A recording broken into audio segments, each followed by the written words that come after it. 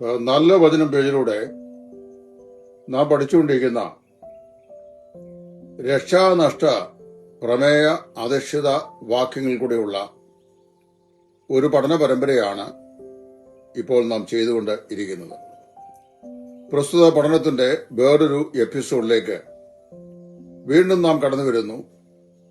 ഇന്ന് അപ്പോസ്തല പ്രവൃത്തിയുള്ള പുസ്തകം 5-ാം അധ്യായത്തിന്റെ 1 മുതൽ 11 വരെയുള്ള വാക്യങ്ങൾ പ്രസ്താവിക്കപ്പെടുന്ന അനന്യാസിന്റെയും സഫീറയുടെയും മരണത്തെക്കുറിച്ചാണ് നമ്മൾ പഠിക്കാൻ പോകുന്നത്.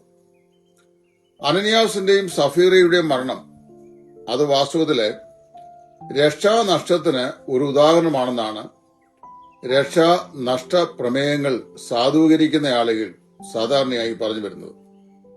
അതിനവര് പറയുന്നു, അനന്യാസിനെ പരിശുദ്ധാത്മാവായ ദൈവം തൽക്ഷണം അടിച്ചു, അവൻ മരണപ്പെട്ടു. അതിനുശേഷം അവന്റെ ഭാര്യ അതുപോലെ തന്നെ വന്നു, അവരും മരണത്തിന് അടിമയായി തീർന്നു.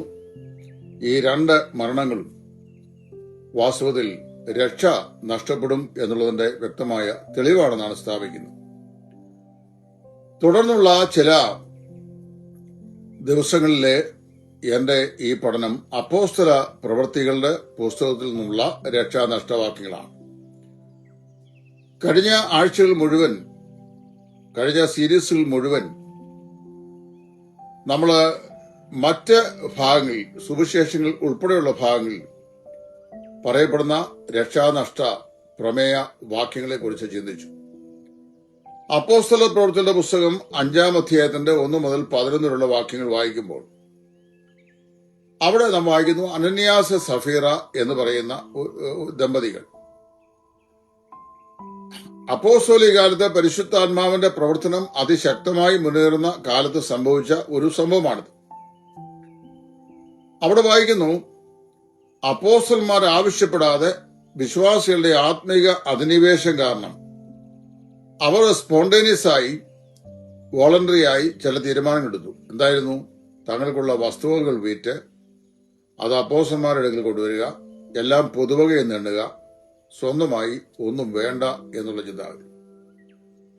അങ്ങനെ സ്വന്തമായി ഒന്നും വേണ്ട എന്ന് ചിന്തിച്ച ഈ ചിന്താഗതി അപ്പോസ്തലന്മാര് അവരോട് ചെയ്ത നിർദ്ദേശമോ മറ്റാരെങ്കിലും അവരെ പ്രേരിപ്പിച്ചതിന്റെ ഫലമായി ഉണ്ടായതുമല്ല, മറിച്ച് അവർക്ക് ലഭിച്ച വ്യക്തിപരമായ പ്രേരണയാണ്. അതിന് മുഖാന്തരമായി ഭവിച്ചത് കർത്താവായ യേശുക്രിസ്തുവിന്റെ പ്രത്യാഗമനം ഏതു സമയത്തും സംഭവിക്കും. ഉദാഹരണം പറഞ്ഞാൽ കൊരിന്ത്യർക്ക് എഴുതിയ 1-ാം ലേഖനം 1-ാം അധ്യായത്തിന്റെ 7-ാം വാക്യം പൗലോസ് പറയുമ്പോൾ, അങ്ങനെ നിങ്ങൾ ഒരു കൃപാവരത്തിലും കുറവില്ലാത്തവരായി നമ്മുടെ കർത്താവായ യേശുക്രിസ്തുവിന്റെ പ്രത്യക്ഷതയെ കാത്തിരിക്കുന്നു. പൗലോസ് കൊരിന്ത്യർക്ക് ലേഖനം എഴുതിയ ഈ കാലഘട്ടത്തിൽ കൊരിന്തു സഭ സ്ഥാപിതമായ ആ കാലയളവിൽ തന്നെ ഏതു സമയത്തും കർത്താവായ യേശുക്രിസ്തുവിന്റെ മടങ്ങിവരവ് സംഭവിക്കും എന്ന് വിശ്വസിക്കുകയായിരുന്നു ആ വിശ്വാസികൾ. അങ്ങനെയെങ്കിൽ അവർ ചിലർ തീരുമാനിച്ചു, ഞങ്ങൾക്ക് ഇനിയും വസ്തുവകളൊന്നും സ്വന്തമായി വേണ്ട, പൊതുവകയായി എല്ലാം എണ്ണാം, അവ വിറ്റ് കൊണ്ടുവന്ന അപ്പോസ്തലന്മാരുടെ കാൽക്കൽ വയ്ക്കാം, അവിടുന്ന് ഒന്നിച്ച് ആഹാരം കഴിക്കാം, ഒന്നിച്ചു പാർക്കാം എന്നുള്ള അവരുടെ ആത്മീകമായ കാഴ്ചപ്പാടിന്റെ ഔന്നത്യത്തിൽ അവര് സ്വമേധയാ ചെയ്ത പ്രവൃത്തിയാണ്.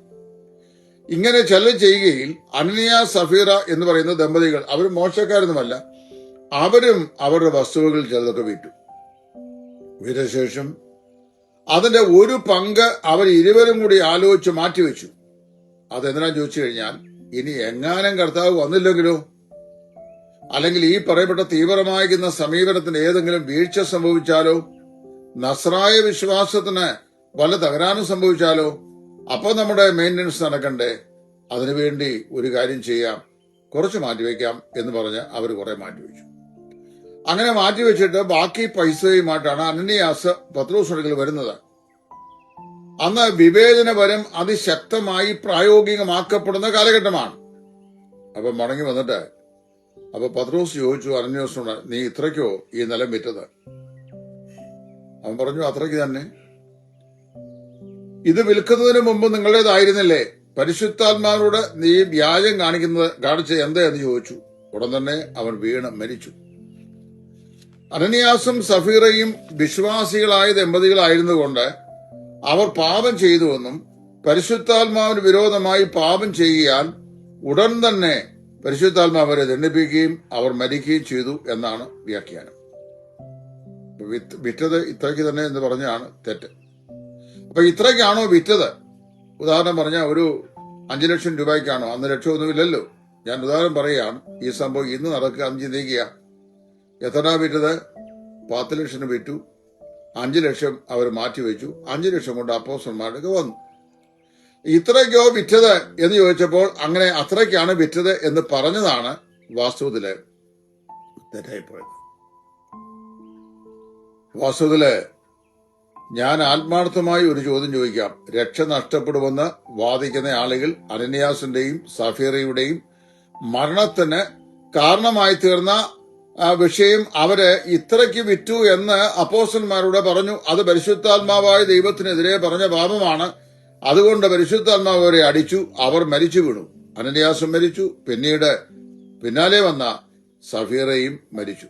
ഇങ്ങനെ ചെയ്ത തെറ്റിന്റെ പേരിലാണ് അവർ മരിച്ചതെങ്കിൽ ഞാൻ ആത്മാർത്ഥമായി ചോദിക്കാം, ഇന്നത്തെ വിശ്വാസികളിൽ എത്ര പേര് സ്വർഗരാജ്യത്തിലുണ്ടായിരിക്കും? കാരണം ശമ്പളം കിട്ടിയാൽ 2 ലക്ഷം രൂപ ശമ്പളം കിട്ടിയാൽ 50,000 ഉള്ളെന്ന് പറയുന്ന ആളുകൾ, ഇനി ശമ്പളം കിട്ടിയാൽ എത്രയാണെന്ന് പോലും പറയാത്ത ആളുകൾ, പിന്നെ വസ്തു കച്ചവടം ചെയ്താൽ അതിൽ കൃത്യമായി എമൗണ്ട് എഴുതാത്ത ആളുകൾ, രജിസ്റ്റർ കച്ചേരിയിൽ അതിന് പൈസ കൊടുക്കാത്ത ആളുകൾ, ടാക്സ് ഗവൺമെന്റ് കെട്ടാത്ത ആളുകൾ, കൈസർക്കുള്ളത് കൈസർക്കും ദൈവത്തിനുള്ള ദൈവത്തിന് നല്ല കർത്താവും പറഞ്ഞ് അത് കെട്ടാത്ത ആളുകൾ, കിട്ടുന്നവയിൽ തന്നെ കുറച്ച് കാണിക്കുന്ന ആളുകൾ, ഇങ്ങനെ എത്രയോ വൈപരീത്യങ്ങൾ, എത്രയോ തിരിമറികൾ വിശ്വാസികൾ എന്ന് പറയുന്ന ആളുകൾ സാധാരണയായി കാണിക്കാറുണ്ട്. അങ്ങനെയാണെങ്കിൽ ഇന്നത്തെ വിശ്വാസികൾ എത്ര പേര് സ്വർഗരാജ്യത്തിൽ പോകും? എന്ത് കള്ളവും ഒക്കെയാണ് പറയുന്നത്. വാസ്തവത്തില് അവിടുത്തെ വിഷയം അതല്ല. ദൈവം പാപത്തെ വെറുക്കുന്നു എന്നും വിശ്വാസികൾ തെറ്റ് ചെയ്താലും ഗൗരവമായി തന്നെ ആ തെറ്റുകളെ കരുതും. ദൈവം പാപത്തെ വെറുക്കുന്നവനാണ്, പാപിയെ സ്നേഹിക്കുന്നവനാണ്. വിശ്വാസികൾ എന്ന് പറയുന്ന ആളുകൾ പാപം ചെയ്താൽ ആ പാപത്തിനും അവർക്കും ശിക്ഷയുണ്ടാവും. അവർ അത് ഗൗരവമായി തന്നെ കരുതും എന്ന് കാണിക്കുകയാണ്. 1 കൊരിന്ത്യർ 5-ാം അധ്യായത്തിന്റെ 5-ാം വാക്യം, 11-ാം അധ്യായത്തിന്റെ 29 മുതൽ 32 വരെയുള്ള വാക്യങ്ങൾ. ഈ വാക്യങ്ങളിലൊക്കെ നമ്മൾ ഇതിനോട് ബന്ധപ്പെട്ട ഈ ശിക്ഷയെക്കുറിച്ച് വായിക്കുന്നുണ്ട്. ഇത് ബാലശിക്ഷ എന്നാണ് പറയുന്നത്. ഇത് ഹേതുവായി നിങ്ങൾ പലരും രോഗികളായിത്തീരുന്നു, അനേകർ നിദ്ര കൊള്ളുന്നു. നാം നമ്മെ തന്നെ വിധിക്കുന്നുവെങ്കിൽ വിധിക്കപ്പെടുകയില്ല. അപ്പൊ അവിടെ സംഭവിച്ച കാര്യം, വിശ്വാസികൾ ദൈവസന്നിധിയിൽ പാപം ചെയ്താൽ ആ പാപത്തിനും എന്തുണ്ട്? ശിക്ഷയുണ്ട്. അപ്പൊ ഇവിടെ ഒരു പ്രശ്നമുണ്ട്. അങ്ങനെയാണെങ്കിൽ അന്യാസും സഫീറായും പാപം ചെയ്തു, അവര് കള്ളം പറഞ്ഞുകൊണ്ട് പരിശുദ്ധാത്മാവ് അവരെ അടിച്ചു, അവര് മരിച്ചുപോയി. ഇന്ന് അതിനേക്കാൾ ഗൗരവതരമായി എത്രയോ പ്രാവശ്യം കള്ളം പറയുന്ന, തെറ്റുകൾ ചെയ്യുന്ന, അപഹരിക്കുന്ന, സാക്ഷാൽ കള്ളത്തരം കാണിക്കുന്ന വിശ്വാസികൾ എത്രയുണ്ട്? അവര് മരിക്കുന്നില്ലല്ലോ എന്ന് ചോദിച്ചാൽ ഇതിനൊരു ചെറിയ ഉത്തരം ഞാൻ പറയാം.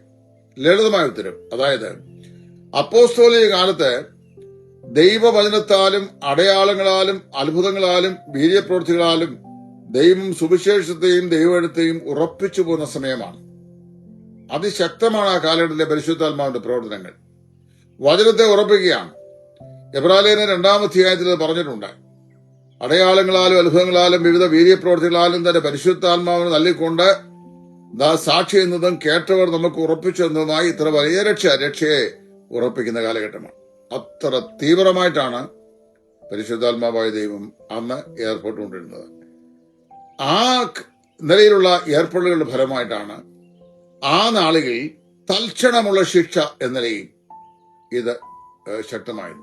പിന്നത്തേതിൽ നമുക്ക് ആ തൽക്ഷണ ശിക്ഷ എന്ന് പറയുന്നത് ഒരല്പം അയവ് വന്നിട്ടുണ്ട് എന്ന് വേണം മനസ്സിലാക്കാൻ. കാരണം ഇത് കൃപായുഗമാണല്ലോ. അതുകൊണ്ട് ഇത് ഒരു ബാലശിക്ഷയുടെ ഭാഗമായി ശേഷമുള്ള വിശ്വാസികളുടെ ഭയത്തിനു വേണ്ടി, ഈ സംഭവം യെരൂശലേമിലൊക്കെ വലിയ ഞെട്ടലുണ്ടാക്കിയെന്നാണ് വായിക്കുന്നത്. ശേഷമുള്ള വിശ്വാസികളുടെ ഭയത്തിനു വേണ്ടി ഒരു ഉദാഹരണമായി സംഭവിച്ചു. അനന്യാസും സഫീറയും മരിച്ചു വീണു. പിന്നീട് ആ കാലഘട്ടത്തിലെ ഏതെങ്കിലും ആളുകൾ ഇതുപോലെ മരിച്ചു വീണതായിട്ട് ഒരു അക്കൗണ്ട് നമ്മൾ ഈ പ്രവർത്തന പുസ്തകത്തിൽ വായിക്കുന്നില്ല. 1 കൊരിന്ത്യർ 11:32 അവർ വായിക്കുമ്പോൾ അവർ ചെയ്ത പാപത്തിന്റെ ശിക്ഷ അവർക്ക് ലഭിച്ചു. ഇത് നിമിത്തം എന്ത് ചെയ്യും? ക്രിസ്തുവിന്റെ ന്യായാസനത്തിൽ അവർ ലജ്ജിക്കേണ്ടതായി വരുന്നില്ല. കാരണം ബാലശിക്ഷയിൽ കൂടി അവർ കടന്നുപോയി. അപ്പോഴും അവരുടെ രക്ഷ ദൈവസ്ഥലിൽ സുരക്ഷിതമാണെന്ന് നമ്മെ സൂചിപ്പിക്കുന്ന ഒരു മനോഹരമായ സംഭവമാണ് അനന്യാസിന്റെയും സഫീറയുടെയും മരണം. വാസ്തവത്തിലെ ജീവിതം നഷ്ടപ്പെട്ടതിനാൽ പ്രതിഫലങ്ങൾ ഇല്ലാതെ വരും. ബാലശിക്ഷയുടെ കാഠിന്യം ഇവിടെ തെളിയിക്കപ്പെടുകയും ചെയ്യുന്നു.